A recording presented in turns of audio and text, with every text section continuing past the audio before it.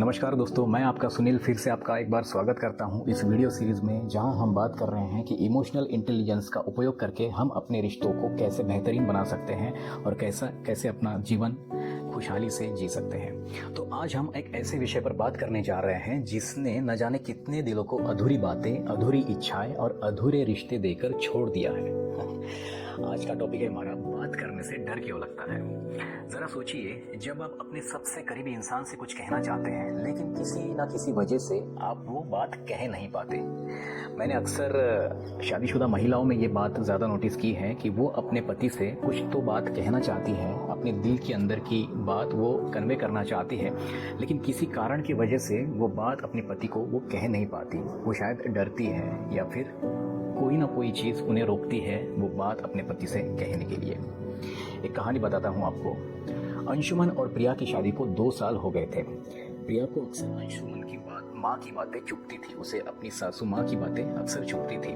तो वो चाहती थी कि अंशुमन उसे समझे, सुने और उसका साथ दे, लेकिन वो कुछ कह नहीं पाती थी अंशुमन को। क्यों? क्योंकि उसे डर था कहीं अंशुमन नाराज़ ना हो जाए, कहीं अंशुमन कहे कि मैं उनकी माँ के खिलाफ हूँ और कहीं अंशुमन और मेरा रिश्ता ना टूट जाए, है ना। तो ये डर जो है उसे अंशुमन से अपनी माँ के खिलाफ बात करने के लिए रोकता था हमेशा ही। तो ऐसे ही फिर चलता रहा और धीरे धीरे वो चुप रहने लगी। अंदर ही अंदर अपनी सासू माँ की कड़वी बातें की वजह से उसे दुख होता रहा और वो दुख जमा होता गया। और फिर एक दिन एक छोटी सी बात पर बहुत बड़ा विस्फोट हुआ। अंशुमन की वाइफ प्रिया अपने आप को रोक नहीं पाई और बहुत बड़ा झगड़ा कर बैठी अपनी सासू माँ से, बल्कि अपने ससुराल वालों से भी, अपनी पतिदेव से भी। तो आप ज़रा सोचिए, अगर वो बातें पहले ही सही तरीके से कही गई होती तो क्या ये लड़ाई झगड़ा होता? क्या अंशुमन और प्रिया का रिश्ता टूटता? शायद नहीं। तो क्यों डरते हैं हम बात करने से किसी अपने से? डर नंबर 1, रिजेक्ट होने का डर। अगर उसने मेरी बात को हल्के में ले लिया तो? नाराज़गी का डर, वो गुस्सा हो जाएगा या फिर वो गुस्सा हो जाएगी, इस बात का डर। रिश्ते को खो देने का डर, कहीं हम दूर ना हो जाए। और सबसे इम्पोर्टेंट, खुद पर भरोसे की कमी। क्या मैं ये ठीक कर रहा हूँ या फिर कर रही हूँ? तो ये चीज़ें जो है, यही अक्सर अपनों से, अपने दिल की बात कहने से रोकती है किसी भी इंसान को। तो इसमें इमोशनल इंटेलिजेंस हमें किस तरह से हेल्प कर सकता है और इस स्टोरी से हमें क्या सिखाता है? देखो, हमारी भावनाएं कभी गलत नहीं होती, लेकिन उन्हें सही तरीके से व्यक्त करना बड़ा ही महत्वपूर्ण होता है। और सबसे ज़रूरी, हमारा डर। देखो, हमारा डर हमारे रिश्तों से बड़ा नहीं हो सकता। और एक कहानी बताता हूँ मैं आपको। एक युवक और एक युवती की शादी तय हो गई थी। लड़की लड़के को पूछना चाहती थी कि क्या शादी के बाद मैं जॉब कर सकती हूँ, और लड़का भी लड़की को पूछना चाहता था कि क्या तुम मेरे माता पिता के साथ रह पाओगी, क्योंकि मैं अपने माँ बाप के साथ ही रहूँगा हमेशा हमेशा के लिए। तो क्या तुम भी शादी के बाद ससुराल में मेरे अलावा सास ससुर को साथ में रख के रह पाओगी?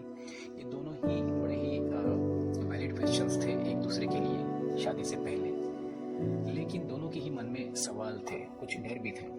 उस डर की वजह से उनकी जुबान बंद थी। लड़के को लग रहा था कि मैं शादी के पहले ही उसे मैं कैसे पूछूं कि तू मेरे माँ बाप के साथ रह पाएगी कि नहीं, और लड़की को भी लगा कि मैं शादी के पहले ही, मतलब ऐसे प्रैक्टिकल बातें कैसे कर लूँ कि शादी के बाद क्या मैं जॉब कर सकती हूँ। कहीं ना कहीं वो दोनों ही अपनी अपनी बातों को लेकर डाउट में थे, और उस डाउट की वजह से वो एक दूसरे को वो बात पूछ नहीं रहे थे। राइट। दिन बीतते गए, उनकी शादी भी हो गई, लेकिन शादी के बाद इन्हीं 2 बातों को लेकर उनके दोनों में और उनके परिवार में बहुत बड़ी लड़ाई हो गई, और बात यहाँ तक आ गई कि आज वो कपल एक दूसरे से डाइवोर्स लेना चाह रहा है। तो इस कहानी से हमें क्या समझ आता है दोस्तों? जब रिश्ते की नींव चुप्पी पर हो, यानी खामोशी पर हो, तो भविष्य की इमारत कमजोर ही होती है। तो मैं कुछ तरीके बताता हूँ आपको जो आपको हेल्प करेंगे आपके रिश्तों में सुधार लाने के लिए, और कोई भी बड़ा इंसिडेंस होने के पहले ही उसे समझदारी से निभाने के लिए। सबसे पहली टिप, सही समय चुनिए बात करने के लिए। जब कभी भी अगला इंसान गुस्से में या फिर थकावट में ना हो तो शांत माहौल में उससे प्यार से बात करिए, लेकिन बात को दबाइए नहीं, कभी नहीं, बात रखिए जरूर। दूसरा, आई फील का प्रयोग करें। तुम कभी मेरी बात नहीं समझते की जगह आप कह सकते हैं, मुझे ऐसा लगता है कि मेरी भावनाएं अनदेखी हो रही है, तुम मुझ पर ध्यान नहीं दे रहे हो, है ना। तीसरा, सुनने का भी मन बनाइए। जी हाँ, ये बड़ा ही इंपॉर्टेंट है दोस्तों। जब भी आप अपनी बात रखें तो सामने वाले की भी बात खुले दिल से सुने, समझदारी दिखाए, उसकी बातें पूरी तरीके से सुनकर, उसकी बातें खत्म होने के बाद 2-3 सेकंड का पॉज लेने के बाद ही अपनी बात शुरू करें। चौथा, फोकस रखें समाधान पर, दोष पर नहीं या फिर किसी को ब्लेम देने पर नहीं। यानी कि बात करने की प्रक्रिया जो है उसे मिलकर ठीक किया जा सकता है, इस चीज़ को आप ज़्यादा हाईलाइट करें, ना कि कौन ज़्यादा गलत है इस चीज़ में, इस चीज़ को हाईलाइट करें, है ना। तो रिश्ता वो नहीं होता जो बिना कहे समझ जाए, रिश्ता वो है जहां आप सब कहे बिना डरे और सुन सके बिना टाले। तो इमोशनल इंटेलिजेंस आपको यही ताकत देता है दोस्तों। कुछ सेल्फ रिफ्लेक्शन के लिए मेरे आपसे कुछ सवाल है, बल्कि आप अपने आप से ये सवाल पूछें, क्या मैं अपने दिल की बात जाहिर करने से डरता हूँ या फिर डरती हूँ? क्या मैंने कभी किसी को चुप रहने पर मजबूर किया है? क्या मैं बिना डर के सुनने की ताकत रखता हूँ या फिर रखती हूँ? आशा है मुझे ये तीनों सवाल आप अपने आप को पूछेंगे और इनके जवाब से आपको पता चल जाएगा कि आप इमोशनली कितना इंटेलिजेंट है अपने रिश्तों के मामले में, अपने बिहेवियर के मामले में। तो लास्ट में एक बात और, अगर आप भी अपने रिश्तों में कुछ कहना चाहते हैं लेकिन डरते हैं, चुप रहते हैं, तो समझ लीजिए चुप्पी से रिश्ते नहीं संभलते, बात से रास्ते बनते हैं।